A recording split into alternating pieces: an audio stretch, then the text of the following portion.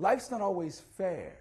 Aaron Braxton combined the three things he loves best to create this one-man show: acting, which he has done since high school, teaching, which he did for 13 years, and life, which he's still working on. I'm an actor / teacher, and it says that in my yearbook. I've always wanted to be an actor, a writer, and a teacher. Mr. Braxton, me and Brian have a bet. I think the Statue of Liberty is the tallest statue in the world. He thinks it's that Lincoln one. I wrote something that I was passionate about and that I had a deep sense of responsibility about the educational community. I'm Mrs. Talbot, the testing coordinator. I need to get you up to date on the testing schedule for the school. Did You Do Your Homework was slated to be a 3-week run here at the Beverly Hills Playhouse. That was in January. And now, 9 extended runs later, it has broken Playhouse records.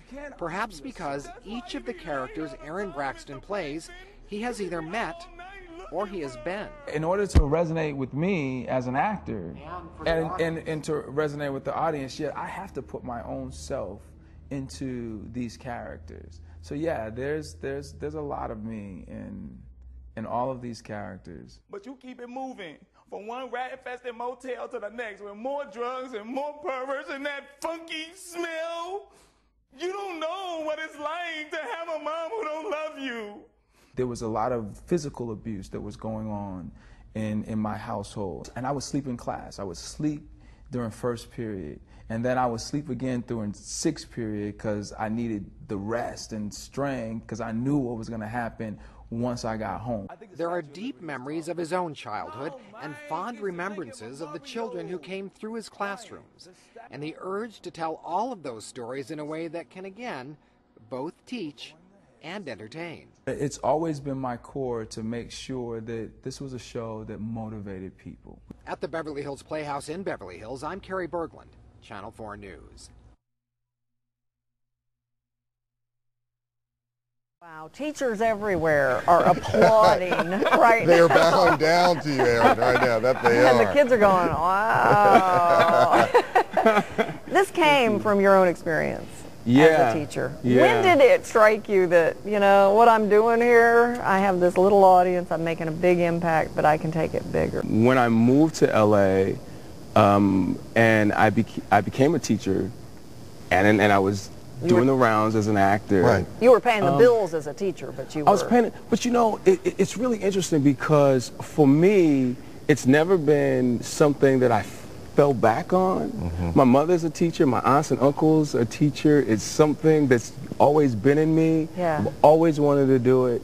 So when I decided to create a vehicle for myself, something where I could exercise all of my talents, the teaching profession was just a natural thing for me to write about because it was something that I was passionate about, and I always wanted to motivate people. What lessons can those of us in the audience who have never been inside an inner city classroom, maybe the parents in suburbia who, you know, send their kids to private schools and have a 1 on 15 teacher ratio and computers at every desk. Right. What lessons can they take from your show?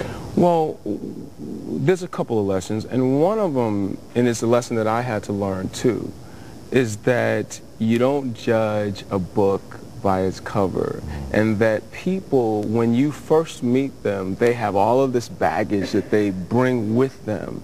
But we need to get underneath all of that, and we need to see what is motivating this person to act the way that they do. I have this character in my play, Laquita, who's very loud and she's very boisterous.